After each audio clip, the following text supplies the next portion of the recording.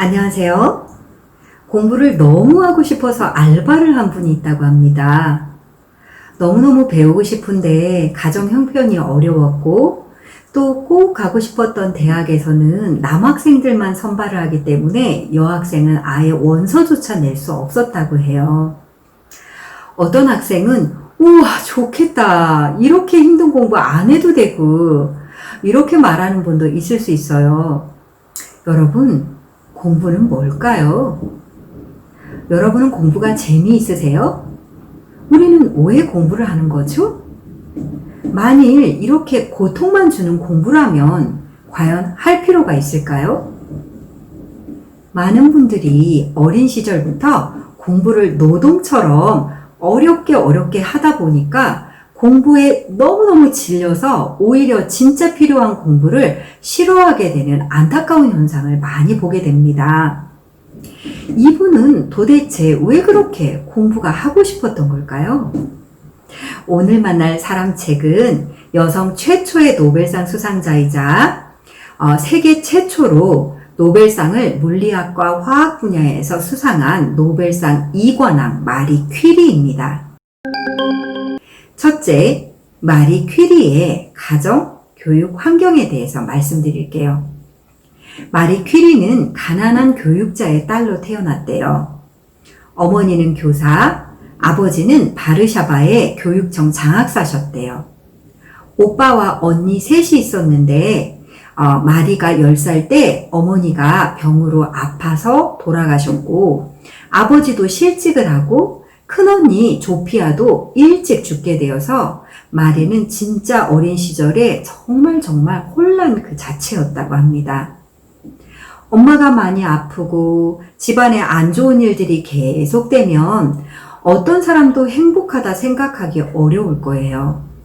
마리 역시 많이 힘들었지만 슬픔의 수렁에 자신을 맡기기보다는 의식적으로 자신이 좋아하고 행복할 수 있는 것을 찾아서 했다고 합니다. 즉, 행복 찾기를 통해서 현실 문제를 초월하는 모습이 보였죠. 이게 무슨 말이냐고요? 네, 현실의 어려운 문제들은 사실 바꿀 수가 없으니까 눈을 돌려서 행복한 일을 찾아서 하다 보니까 현실의 문제를 잊게 돼서 행복감을 유지할 수 있다는 의미입니다.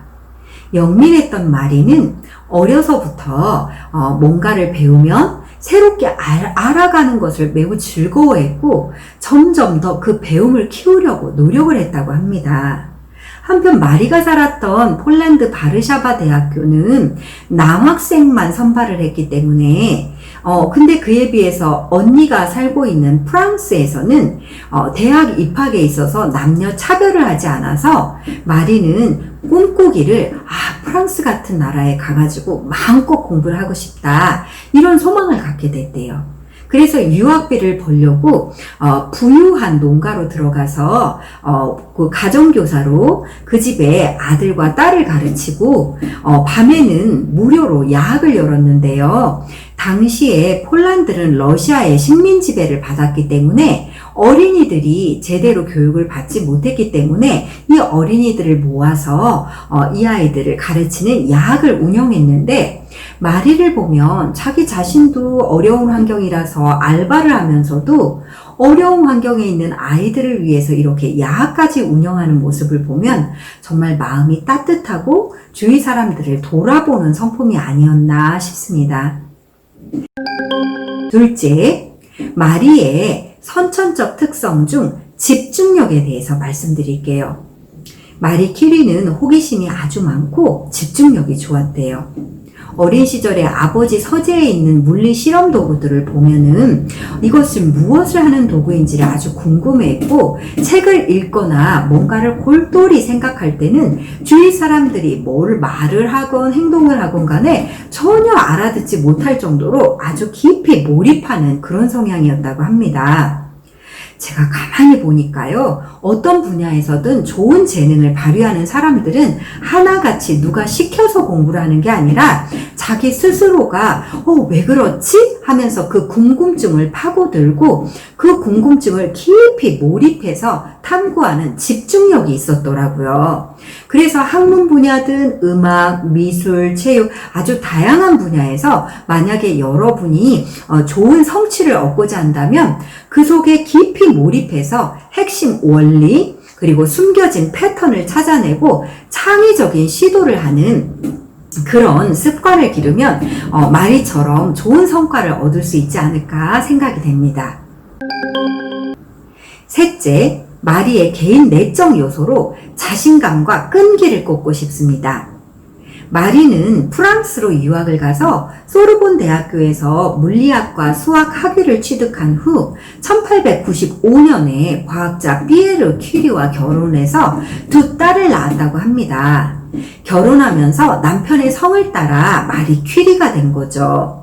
흔히 여러분 위인전에서 마담 퀴리, 우리말로 퀴리 부인이라는 호칭을 사용하는 거 기억하시죠? 이게요, 사실은 김씨 부인, 박씨 부인 하듯이 퀴리라는 남자의 아내라는 뜻이에요. 근데 여러분, 이 말만 들어봐도 얼마나 여성 과학자를 독립적인 훌륭한 연구자로서 받아준 게 아니라 한 남자의 아내라는 이런 호칭을 사용할 정도로 여성 과학자에 대해서 존중하지 않았던 문화가 있었음을 느낄 수 있겠죠? 네. 그 와중에도 남편 피에르는 자신의 실험실에서 연구를 돕던 마리에게 남다른 과학자의 자질이 있음을 발견하고 많은 지원과 도움을 주었대요. 당시 유럽은 여성들에게 투표권조차 허락하지 않을 정도로 사회적으로 여성의 지위가 높지 않았는데요. 또 아이를 낳고 계속 연구를 하는 것이 쉽지 않았다고 합니다. 지금은 어린이집도 있고 유치원도 있고 아이들을 맡길 시설들이 그래도 있는데 그 당시에는 그런 것들이 마련되어 있지 않았어요.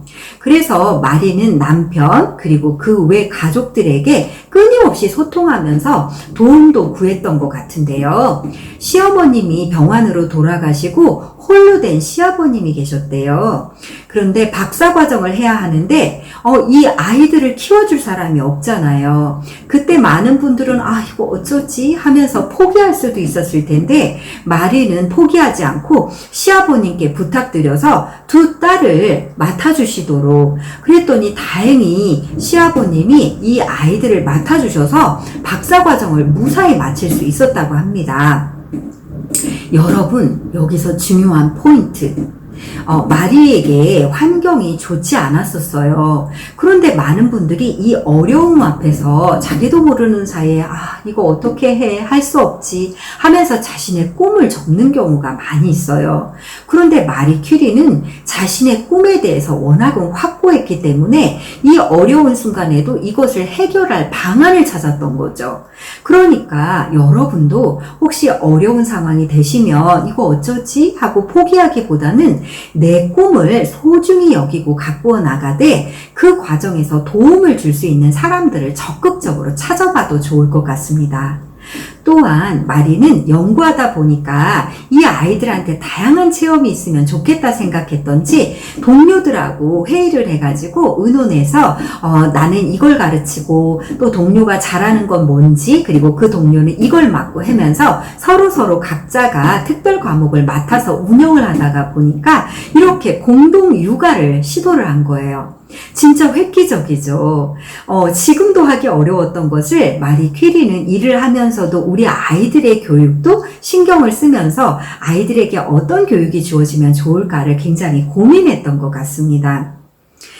그리고 나중에 사실 남편이 죽고 나서 마리가 그 사생활 부분 때문에 좋지 않은 평판이 있었다고 합니다. 근데 마리는 항상 당당하게 자신의 삶을 살아가는 것이 중요하다고 생각을 했고 그것을 딸들에게도 가르쳤다고 합니다. 남에 대해 쉽게 말하는 남들의 평가에 스스로 무너지도록 절대로 내버려 두지 마라 하면서 아이들에게 조언했다고 합니다. 마리 본인이 물리학, 화학 분야에서 노벨상을 탔고 또 남편도 노벨상을 탔죠. 그런데 딸, 여러분 이렌느 그리고 또 첫째 사위 프레데릭 졸리오 이 두 사람이 또 화학 분야에서 상을 탔고요. 또 둘째 사위 헨리 라브이스까지 노벨 평화상을 수상하면서 무려 우리 퀴리 가문에서 6개의 노벨상이 나왔다고 합니다. 와, 이거 진짜 쉽지 않은 거잖아요. 진짜 세계 진짜 챔피언이에요. 어느 가정도 이렇지 않았는데요. 당당하게 자신의 길을 걸었던 부모가 자녀에게도 좋은 영향을 주게 됨을 보게 됩니다. 착한 사람, 주위 사람들에게 좋은 사람이라는 평판을 얻는 것도 좋겠지만 자신의 내면의 소리를 귀 기울이고 남들의 평가에 무너지지 않고 진짜 자기답게 진정성 있고 소신 있는 삶을 살았다는 점에서 저는 마리 퀴리가 진짜 멋있었던 것 같습니다. 넷째, 마리 퀴리표 재능 발현의 차별성은 즐겁게 탐구하는 태도를 꼽고 싶습니다. 나는 과학 앞에서 마치 동화책을 읽은 어린아이와 같았어요 라고 표현하셨다고 해요. 누군가 시켜서 노동하듯이 연구하는 것이 아니라 스스로 늘 궁금해하고 즐겁게 탐구하다 보니 진짜 연구를 할 수 있었던 거죠. 빼곡하게 연구 노트에 늘 매일의 배움을 메모하고 정리했던 마리 퀴리는 남편과 함께 1898년에 우라늄 광석에서 염화 라듐을 처음으로 분리 발견했고요. 1910년에는 마리 퀴리가 염화 라듐을 전기 분해시켜서 금속 라듐을 찾아냈대요. 여러분, 라듐이 뭔지 아세요? 라듐은 방사능 물질인데요. 방사능이란 방사성 물질이 방사선을 방출하는 능력이나 방사선 방출하는 성질을 말한다고 합니다. 방사선은 원자에서 나오는 에너지예요. 즉 방사선은 에너지를 가진 입자의 흐름이며 빛의 일종으로 눈에 보이지 않고 냄새나 맛도 없지만 물질을 투과하는 흐름을 이용해서 의료, 산업, 연구 등 다양한 분야에서 활용됩니다. 흔히 우리가 일상에서 병원에 가면 여러분 엑스선, 렌트겐, 여러분 엑스레이라고 하는 거 찍어보셨죠? 네, 주위에서 그거 본 적 있을 거예요. 엑스선, 그리고 또 CT 촬영, 이런 것들은 몸을 직접 들어가지 않고도 이 빛을 방사선을 이용해서 몸속을 투시하기 때문에 몸 안에 어떤 병이 있는지를 알아채는데요. 특히 암을 치료하거나 관련 의료기구를 소독하는 멸균 작업 등에 아주 방사선이 잘 사용될 수 있다고 합니다. 잘 사용하면 우리의 건강과 일상에 큰 도움을 주지만 잘못 사용하면 생명을 위협할 수 있는 아주 위험한 물질이기도 합니다. 퀴리 부부는 방사성 원소를 발견한 공로로 노벨상을 수상한 거예요. 방사선은 이처럼 물리학, 생물학, 고고학 등의 연구 분야, 우주 개발과 같은 첨단 기술 개발, 농작물 품종 개발 등 농업 분야에 이르기까지 우리가 잘 느끼지 못했던 매우 다양한 분야에서 아주 유용하게 쓰여지고 있습니다. 마리 퀴리의 소중한 연구 덕분에 오늘날 암 치료를 잘 할 수 있게 되었고 다양한 과학기술 분야에서 많은 연구를 수행할 수 있게 되었죠. 그래서 실제 이 퀴리 부부가 발견한 거 실로 엄청난 거여가지고 이것을 특허 출원을 하면 큰 부자가 될 수 있었는데 아세요? 퀴리 부부는 이거를 신청하지 않았대요. 단돈 1푼도 받지 않고 많은 사람들이 이것을 활용할 수 있도록 열어두었다고 합니다. 이거 정말 아무나 할 수 없는 성숙한 과학자의 모습이었던 것 같은데요. 한편 안타깝게도 마리 퀴리가 살았던 시대에는 방사능이 얼마나 위험한지 아직은 알려지지 않았던 터라 마리 퀴리조차도 계속 실험하고 관찰하는 과정에서 병을 얻게 돼서 결국은 생명을 잃었습니다. 진짜 안타까운 일이지만 오늘 우리는 어려운 환경 속에서도 좌절하기보다는 스스로 행복을 찾아가고 유지하기 위해서 적극적으로 내가 즐거움을 유지할 수 있는 것들을 찾아서 현실 문제를 초월하고 또 주위 환경이나 사람들에게 휘둘리지 않고 당당하게 자신의 꿈을 이렇게 이루어간 그런 멋진 사람책이었다는 생각이 듭니다. 여성 과학자에 대해서 과소평가했던 그 시대에서조차 이렇게 당당하게 자신의 꿈을 이룬 마리 퀴리를 보면 우리도 당당하게 우리 자신의 꿈을 키워가면 좋겠다는 생각을 해봅니다. 경청해 주셔서 고맙습니다.